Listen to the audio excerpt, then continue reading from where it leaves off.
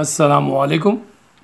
हाज़िर नाज़िर सामीन, मैं आपका मेज़बान डॉक्टर शहजाद शमीम और जनाब उस्ताद मोहतरम कुरानी स्कॉलर इंजीनियर मोहम्मद तफ़ैल शाह साहब कुरान की इस नशिस्त में हमारे साथ मौजूद और रोशनी डालेंगे। आज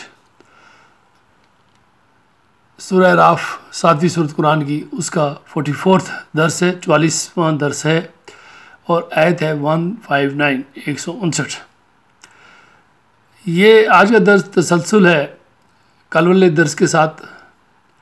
मौज़ूआत आज हैं नंबर 1 ख़ातमुन नबीन, नंबर 2 हज़रत सल्लल्लाहु के लिए ख़ातमुन नबीन बात आ, और नंबर 3 मकसूरा क्यों नहीं आई। तो इस पे तफसील फरमाएंगे। साथ मोहतरम मैं उनसे गुजारिश करूँगा कि वो इस पे कुरान की रोशनी पे तफसील फरमाएँ। जनाब प्लीज़ सर, गो अहेड। बिस्मिल्लाहिर्रहमानिर्रहीम। आज 13 जनवरी है और सन है 2023, दिन है जुमे का। मैं हूँ मोहम्मद तफ़ैल शाद। सूरह अराफ जो कि कुरान करीम की 7वीं सूरत है, उसका तसलसल है और आज इसका हमारा 44वां दर्स है, 44 एपिसोड है। हाजरीन व सामीन, सलामुन अलैकुम। आज के दर्स में हम सूरह अराफ की 159 यानी 7/159 इस आयत से शुरू करेंगे, लेकिन इससे माक़बल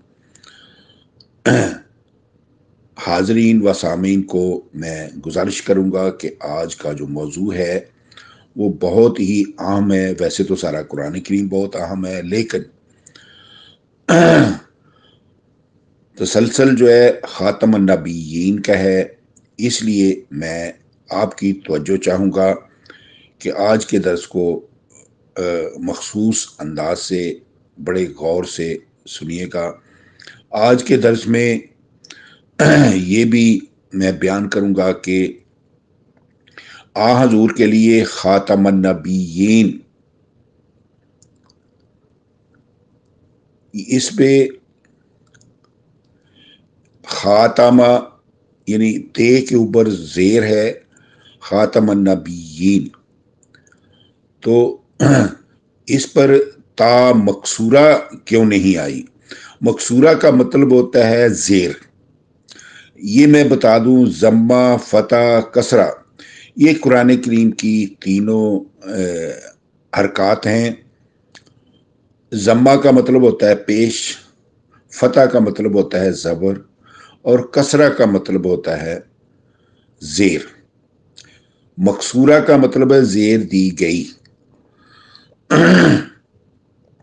तो आज के दर्स में हम ये भी बयान करेंगे कि ख़ातमुन नबिय्यीन की ते जो है उसके नीचे ज़ेर क्यों नहीं दी गई, ज़बर क्यों दी गई है।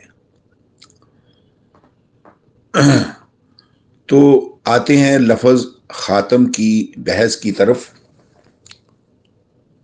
लफ्ज़ ख़ातम का 6 हरफी मादा खे ते मीम है, ख़त्म। जब इसका सिला अला आए, अला ऐन से अला आए, तो उसका माना होता है मोहर। जैसे ख़तम अल्लाहु अला कुलूबिहिम व अला समइहिम।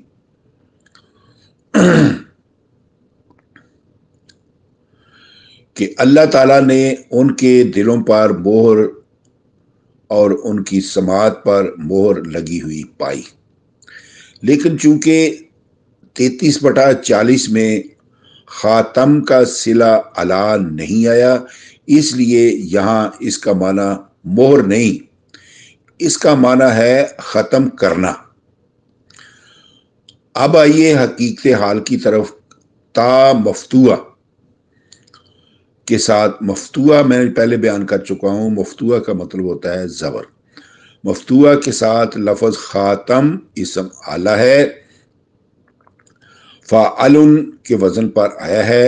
اب فاعلن بہی عین مفتوحہ کا معنی ہے ما یفعل بہی، جس کے ساتھ فعل کیا جائے. تو الفعل یعنی وہ آلہ اوزار جس کے ساتھ کام کیا جاتا ہے. اس طرح کاتبن یہ تائے مفتوحہ ہے یعنی تے کے اوپر زبر ہے، تو اس کا معنی ہے ما کتبہ بہ شیء، یعنی وہ آلہ قلم پینسل وغیرہ جس کے ساتھ کچھ لکھا جاتا ہے. کابرن، کاب دو نقطہ کاف ہے، کابرن بہی یہ بائے مفتوحہ کا معنی ہے ما کبرا بہل قبر، یعنی کسی یا کئی جس کے مطلب وغیرہ وہ آلہ جس سے قبر کھودی جاتی ہے. تو اس طرح زاربن بے را، اس کے اوپر جو رے، زاربن رے کے اوپر زبر ہے، اس کا معنی ہے ما زوربا بہی، یعنی جس کے ساتھ ضرب لگائی گئی ہے، یعنی لاٹھی یا کوڑا وغیرہ وہ آلہ جس کے ساتھ مارا جائے. عالمن یہ لام جو ہے یہ مفتوح ہے، لام کے اوپر زبر آئی ہے. ما علما بہ شیء یعنی وہ آلہ جس کے ساتھ کسی چیز کو جانا جائے. کائنات کو عالمن اس لیے کہا جاتا ہے کہ اس کے ساتھ اس کے پیدا کرنے والے اللہ تعالیٰ کی موجودگی کا علم حاصل ہوتا ہے. بس اسی طرح خاتمن تائے مفتوح ہے، یہ تے کے اوپر زبر ہے. ما ختمہ بہ شیء یعنی وہ آلہ جس کے ساتھ کسی چیز کو ختم کر دیا جائے. اور خاتم النبیین کا معنی ہے ما ختمہ بہ النبیون، یعنی وہ ذات مقدس جس کے ساتھ نبیوں کی آمد کا سلسلہ، نبیوں کی آمد کو ختم کر دیا گیا. میں پھر دہراتا ہوں، یہ بڑا اہم ہے پوائنٹ. خاتم النبیین تے کے اوپر زبر ہے، ما ختمہ بہ النبیون یعنی وہ ذات مقدس جس کے ساتھ نبیوں کی آمد کو ختم کر دیا گیا. تو سامعین کرام، پیچھے واضح کر چکا ہوں کہ خاتم بمانا مہر لگانا اس وقت ہوتا ہے جب اس کا صلہ الا آئے. عین لا الا عین، جیسے ختم اللہ علی قلوبہم وعلی سمعہم، چونکہ خاتم النبیین پر الا نہیں آیا اس لیے اس کا نبیوں کی مہر معنی لینا خود قرآنی لغت اور قرآنی قواعد کے خلاف ہے. حضور کے لیے خاتم النبیین تائے مکسورہ کیوں نہیں آیا، یعنی تے جو ہے اس پر زیر کیوں نہیں آئی؟ اس سلسلے کا ایک سوال یہ ہے کہ اگر خاتم النبیین پر فتح تا سے نبیوں کا ختم کرنا ہی مراد ہے تو خاتم النبیین پہ تائے مکسورہ کیوں نہیں لایا گیا، یعنی تے کے نیچے زیر کیوں نہیں ڈالی گئی کہ تنازع ہی ختم ہو جاتا؟ جواباً اس کا عرض یہ ہے کہ خاتم بے تائے مکسورہ یعنی اگر اس کے نیچے زیر آ جاتی تو تائے مکسورہ فاعل کے وزن پر اسم پر فاعل ہے، اور حضور کو خاتم النبیین اس لیے نہیں کہا گیا کہ حضور کو یہ اختیار حاصل نہیں تھا کہ آپ نبیوں کی آمد کو ختم کر دیتے یا جاری رکھتے، نبیوں کو ختم کرنے کا اختیار صرف اس ذات گرامی کو ہے جس نے یہ سلسلہ جاری کیا تھا۔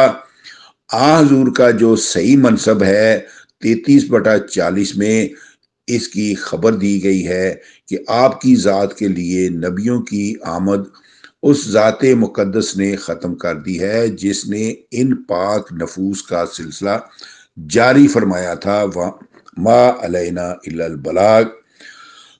سامعین کرام، آپ پیچھے سن چکے ہیں کہ آیت نمبر 103 اور 156 میں حضرت موسیٰ اور فرعون کا تذکرہ گزر چکا ہے، جس میں آخر پر بنی اسرائیل کی نافرمانیوں کا ذکر کیا گیا ہے۔ تو آیت مجیدہ 157 تا 158 157 to 158 میں جملہ معترضہ کے طور پر حضور کی شان خاتم النبیین بیان کی گئی ہے۔ اس کے بعد سلسلہ درس کی اگلی آیت مجیدہ میں زمانہ رسالت محمدی کے یہودیوں کے ایک گروہ کی خبر دینے کے بعد دور موسوی کے یہودیوں کے متعلق مزید بتایا گیا ہے۔ وَمِن قَوْمِ مُوسَىٰ أُمَّةٌ يَهْدُونَ بِالْحَقِّ وَبِهِ يَعْدِلُونَ 7/159۔ اور قوم موسیٰ میں سے ایک جماعت ایسی ہے جو حق یعنی تورات کے ساتھ لوگوں کی رہنمائی کرتے ہیں اور وہ اسی کے ساتھ جھگڑوں کے فیصلے کرتے ہیں۔ اسی جماعت کی خبر 3/113 میں بھی موجود ہے۔ تو آگے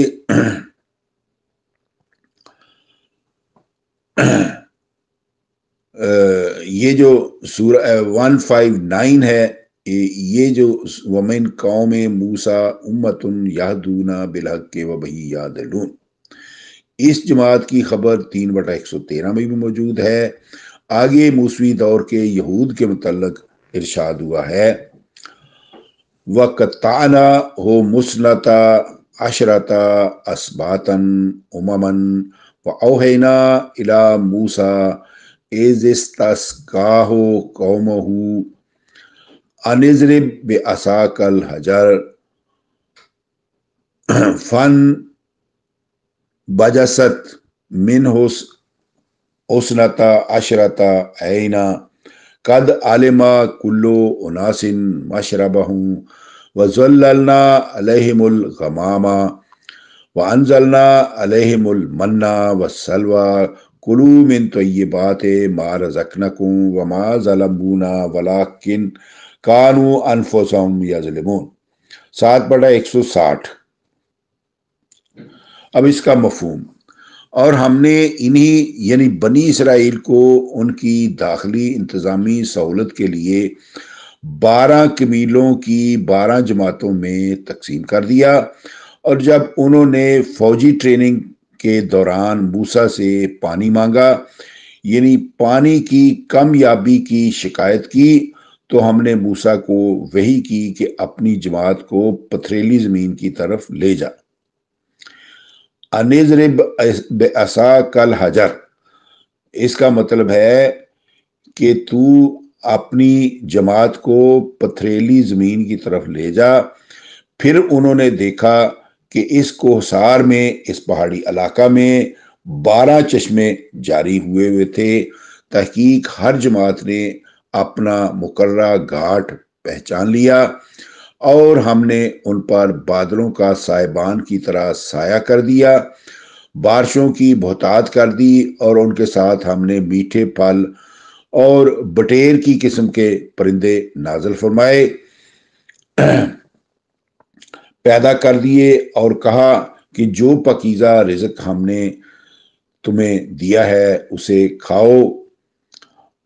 اور انہوں نے ہماری نافرمانیاں کر کے ہم پر کوئی ظلم نہیں کیا تھا، بلکہ انہوں نے اپنے آپ پر ہی ظلم کر لیا تھا۔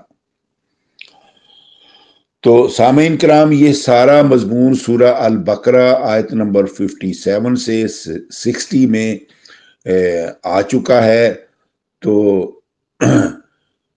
یہاں پر انتہائی اختصار کے ساتھ الفاظ کی قرآنی لغت جو ہے وہ ہم پیش کر دیتے ہیں۔ اس میں جو لفظ آئے ہیں، پہلا اس میں لفظ آیا استسقاء۔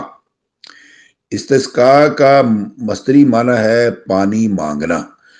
یہاں اسے محاورہ کے طور پر لایا گیا ہے کہ حضرت موسیٰ صدیوں کے سہل انگار بنی اسرائیل کو جنگلوں میں فوجی ٹریننگ کے لیے لے گئے تو وہاں پانی کی کمی کی شکایت کی۔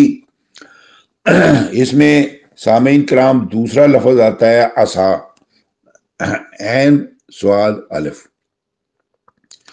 اس کا معنی جماعت بھی ہے۔ تفصیل کے لیے سورہ اعراف کی آیت نمبر 107 جو ہے وہ آپ ملاحظہ فرما لیں۔ تیسرا لفظ الحجر میں الف لام عوض مضاف ہے اور اصل لفظ ہے الارض۔ الحجر یعنی پتھریلی زمین۔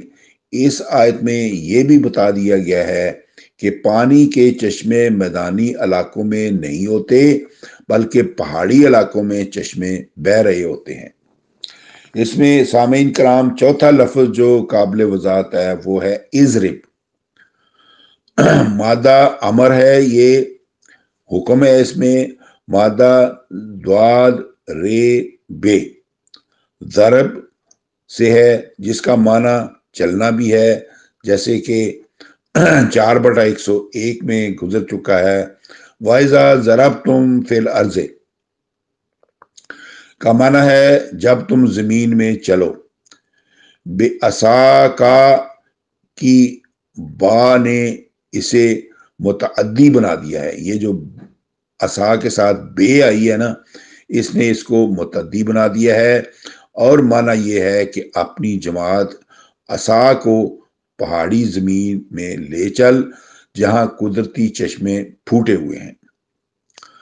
پھر سامعین کرام اس میں پانچواں لفظ ہے فن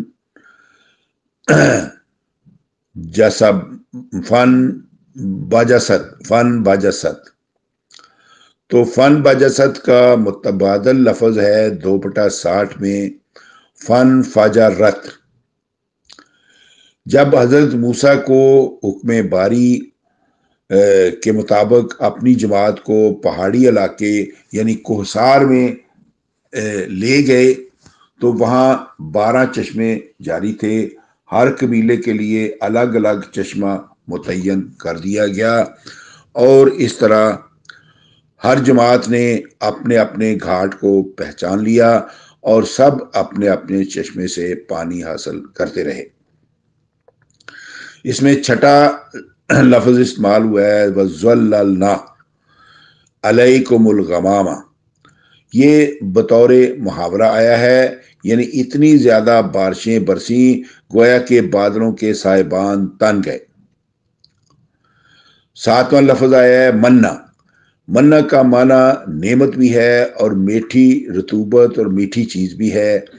بنی اسرائیل کو جنگلوں اور کوہساروں میں فوجی ٹریننگ کے دوران درختوں کے میٹھے پھل اور میٹھی گوند بھی میسر تھی، انہی کو من یعنی نعمت کہا گیا ہے۔ آٹھواں لفظ ہے السلوہ۔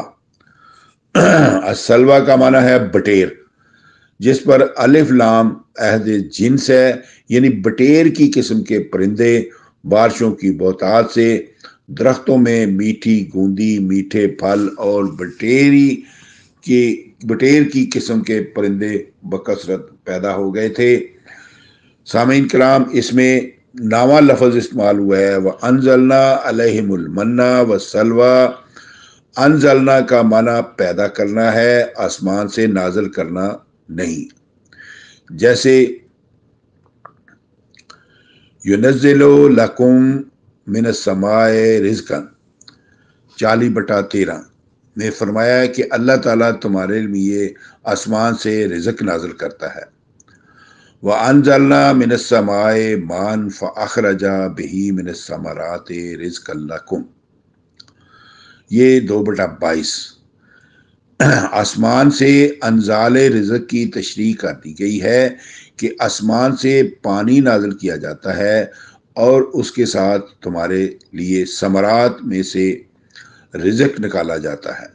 اس طرح انزلنا علیہم المنہ والسلویٰ کا یہ مفہوم ہے کہ اللہ تعالیٰ نے آسمان سے پانی نازل فرمایا جس سے جنگل میں خضر و پھل اور میٹھی گوندی پیدا ہوئی، نیز بٹیر کی قسم کے پرندوں کے بہتات ہو گئی۔ اس کے برعکس آسمان سے بنے ہوئے بٹیر نازل نہیں ہوتے تھے اور کسی زمانے میں بھی نہیں ہوئے کہ جو پرندے جو ہیں یہ بنے ہوئے آسمان سے نازل ہوں۔ 10واں اس میں لفظ ہے وَلَٰكِنْ كَانُوا أَنفُسَهُمْ يَظْلِمُونَ کہ الفاظ میں بنی اسرائیل کی ہر نافرمانی کو اپنی جان پر ظلم بتایا گیا ہے، جیسے کہ اگلی آیت میں مثال کے طور پر بنی اسرائیل کے ایک بستی میں عوام کے ذمہ دارانہ انداز میں سکونت کرنے کے حکم کی روگردانی کا ذکر کیا گیا ہے۔ انہیں حکم دیا گیا تھا کہ حتتن کے الفاظ میں اس مسئلے کو منشور کا اعلان کرو کہ غریب عوام کے بوجھ اتارنا ہماری ذمہ داری ہے، مگر انہوں نے یہ منشور بدل کر استحصالی نظام کا الفاظ استعمال کیے جس کے بدلے میں ان پر ذلت و غلامی جو ہے وہ مسلط کر دی گئی۔ تو سامعین کرام، یہ جو سلسلہ ہے یعنی 7/161 کا، یہ انشاءاللہ ہم اگلے درس میں بیان کریں گے۔ آج کے درس میں اتنا ہی۔ وما علینا الا البلاغ، فی امان اللہ۔ اللہ حافظ۔ اسی کے ساتھ ہی آج کی نشست اپنے اختتام کو پہنچی۔ جلدی آپ کی خدمت دوبارہ حاضر ہوں گے۔ اجازت دیجیے۔ پاکستان زندہ باد۔